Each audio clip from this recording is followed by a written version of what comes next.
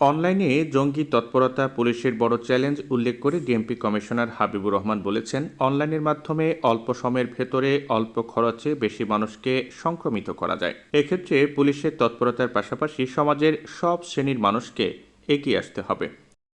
সোমবার সকালে রাজধানীর গুলশানে হোলি আর্টিসানে জঙ্গি হামলায় নিহতদের স্মরণে পুষ্পস্তবক অর্পণ শেষে সাংবাদিকদের প্রশ্নের জবাবে ডিএমপি কমিশনার এই কথা জানান।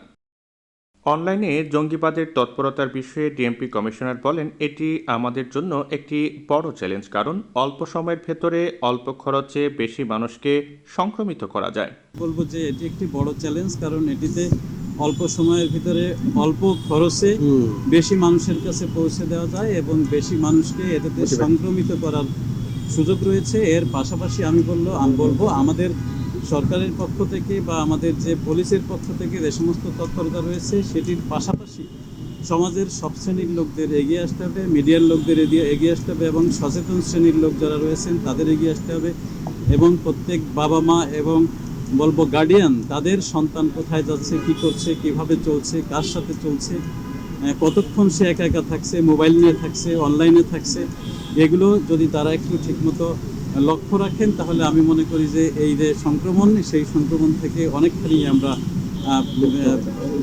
সেফ থাকতে পারি। এ সময় ডিএমপি কমিশনার বলেন, জঙ্গিবাদ একটি বৈশ্বিক সমস্যা, বাংলাদেশও এর থেকে মুক্ত নয়। এরপরও পুলিশের বিভিন্ন ইউনিটের দক্ষতা ও দূরদর্শিতা বাংলাদেশকে সুন্দর অবস্থায় রেখেছে। বাংলাদেশও তার থেকে মুক্ত নয়, তবে আমি বলবো তুলনামূলকভাবে বাংলাদেশের পুলিশ, বাংলাদেশের যে anti terrorism unit, counter terrorism unit এবং অন্যান্য সহযোগী যে সংগঠনগুলো রয়েছে জঙ্গি দমনের জন্য, তাদের যে দক্ষতা, তাদের যে দূরদর্শিতা, সেটি কিন্তু বাংলাদেশকে অনেক সুন্দর অবস্থায় রেখেছে এবং বিশ্বে একটি রোল মডেল হিসেবে বাংলাদেশ পরিচিতি পেয়েছে। এদিন হাবিবুর রহমান বলেন, বর্তমানে যে কোনো ঘটনার চ্যালেঞ্জ মোকাবেলায় পুলিশের সক্ষমতা রয়েছে। আমরা এখন মনে করি যে কোনো ধরনের চ্যালেঞ্জ মোকাবেলার শক্তি বাংলাদেশ পুলিশের রয়েছে এবং আমাদের যে সিটিটিসি এবং অন্যান্য যে সংগঠনগুলো সেগুলো রয়েছে এবং তাদের তৎপরতা অব্যাহত আছে।